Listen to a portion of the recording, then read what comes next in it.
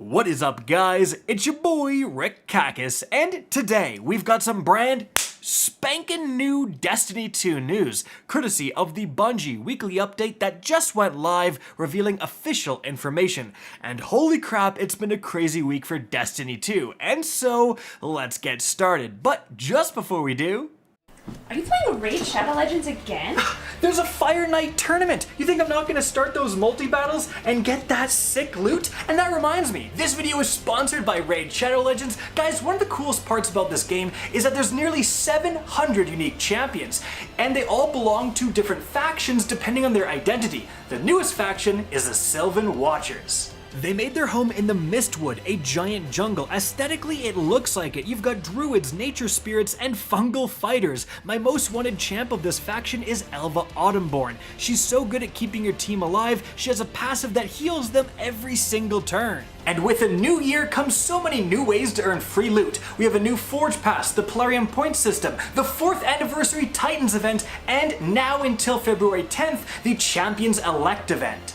If you're a new player, head to this website and enter your player ID, vote on your favorite starting champion, and you can win in-game rewards and up to $1,000 Amazon gift cards. Veteran players can also head here for a promo code that grants an in-game gift. New players can also use the QR code or click my link to get this awesome in-game loot. Not to mention, Ronda Rousey was added to the game as a legendary champion, and she schmacks. You can get her for free for simply logging on for 7 days between now and February 20th, and use code RAIDRONDA to get free in-game loot. They are throwing loot at you. This is the best time to start Raid Shadow Legends. Click that link, gamers. Alright, now first things first, what is going on this week for Destiny 2? Well, first and foremost, yesterday Bungie came out and revealed that they are overhauling the build crafting system within the Lightfall expansion. So guys, all of your builds just kind of became obsolete, because Charged with Light, going away. Elemental Wells, going away. Warmind Cells, going away in favor of a much more streamlined system. I did a full breakdown video on everything you need to know. That is linked up above, so definitely, if you don't know that info, check it out. It is huge. This is going to be a huge step forward and a huge change when Lightfall launches, especially a step forward in terms of learning how to use the build crafting system for new players, because it is, again, significantly more streamlined and simplified as opposed to what it is now. But moving on from there, guys, another massive thing to happen this week was a hotfix that actually impacted some very important things. So, the first patch note is for Grandmaster Nightfalls. They reduced the power level requirement from plus 25 to plus 15 over the power cap. So players can now enter Grandmaster Nightfalls at a power cap of 1580 during Season 19. And oh my goodness, that's another thing that happened this week. Grandmaster Nightfalls went live on the Tuesday reset. But this time, because of the lower requirements, more people than ever before can participate in Grandmaster Nightfalls. And not only that, it's double Nightfall loot for this week. So again, I did a guide on the farmable Grandmaster Nightfall for this week inside Terminus. Guys, definitely check it out. If you've never done one before, it is absolutely worth it for the insane amount of Ascendant Shards and exotic armor you're going to be getting. But moving on from there, some more important patch notes. The Gambit Gilding Triumph has been changed to make it easier for the dungeons. They fixed the Duality Final Encounter to make it farmable. This is very important because that is the best Artifice armor farm in the entire game, and Duality will be farmable one more time before Lightfall launches. In fact, because they're changing the build crafting system, Artifice armor won't now have an extra mod slot. Instead, it will give +3 to a stat of your choice. So +3 intellect, +3 strength, whatever, so you can much easier get insane stats with this armor.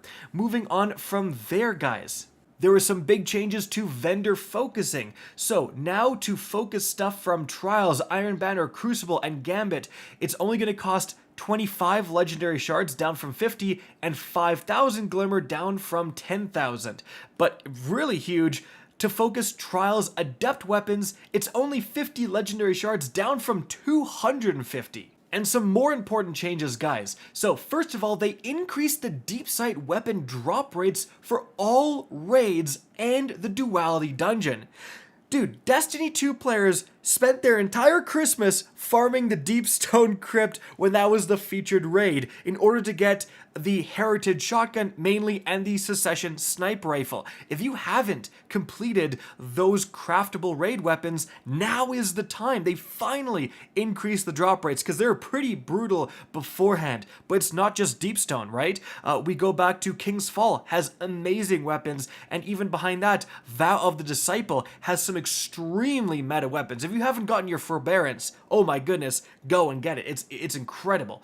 Moving on from there, guys, another big thing, the Fire and Forget, the new linear fusion rifle added this season, they fixed its visual kick. So here's some gameplay from before, right? This thing is bouncing around like crazy, and here is the new gameplay after. First shots are me not controlling it, and then after that, I'm trying to control the recoil. So this thing is way more accurate, and that was the biggest complaint about the Fire and Forget. I actually put out a video, the third one I'm going to recommend here, but I put out a video talking about how good in terms of DPS this weapon is, but acknowledged that a lot of people don't use it because of the insane recoil. Now it's gone. People's main complaint of this weapon has just been fixed. So if you haven't crafted a Fire and Forget, now is the time. Moving on from there, guys, another important thing, they fixed an issue where volatile detonation is triggered at a higher than expected cadence. So people were crafting the seasonal 900 RPM Void machine gun because it would just trigger all these explosions of volatile rounds way faster than normal. That was a pretty obvious glitch. I don't know no one's really too surprised that they ended up nerfing this thing, but yeah, don't use that for DPS anymore because that glitch was really the only reason that machine gun was impressive in any way in terms of damage. So forget about that, craft a Fire and Forget now. But moving on from there, guys, we have the brand new information within the TWAB. And guys, the first thing we're talking about is a little bit out of order, but it's by far the most important. Bungie just revealed the date of the Lightfall raid. So as you can see right here, it's gonna go live on March 10th at 9 a.m. Pacific. That is the second Friday within March. So the schedule is as follows. Lightfall goes live February 28th.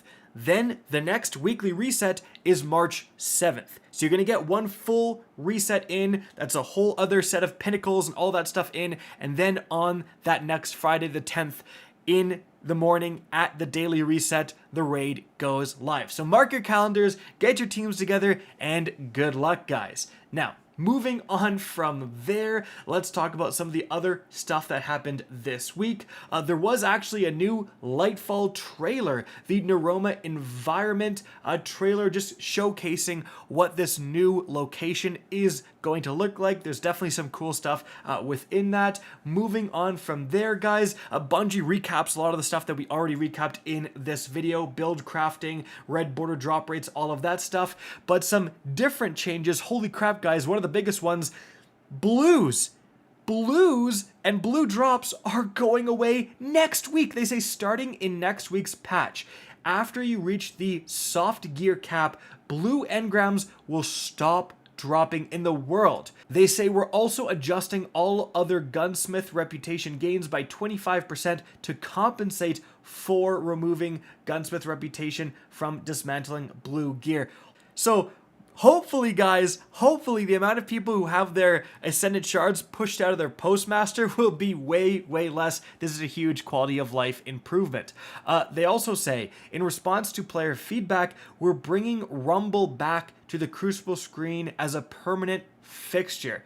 Very interesting. And then for Year 3 Catalyst Evolution, they say the Catalyst quests for the Year 3 Seasons Pass exotics, so Ariana's Vow, Symmetries, Tommy's Matchbook, and Witherhoard will now benefit from the Seasons Pass boosts like any other exotic Catalyst quests. Additionally, any seasonal ritual playlist activity will count towards ritual progress for all of those exotic Catalyst quests. Okay, then easier exotic glaive crafting.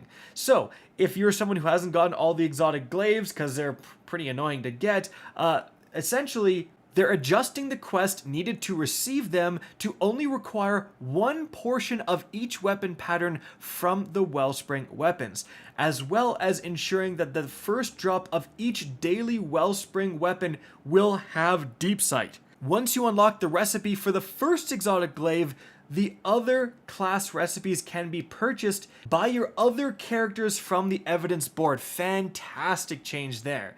Moving on from there, oh boy, Bungie talks about PvP matchmaking, a topic of fierce debate. They introduced skill-based matchmaking into a lot of PvP playlists, including Iron Banner, and generally you have more casual, lower skill players who like this. They don't want to just go in and get stomped every single game, and then the higher skill players generally don't want skill-based matchmaking.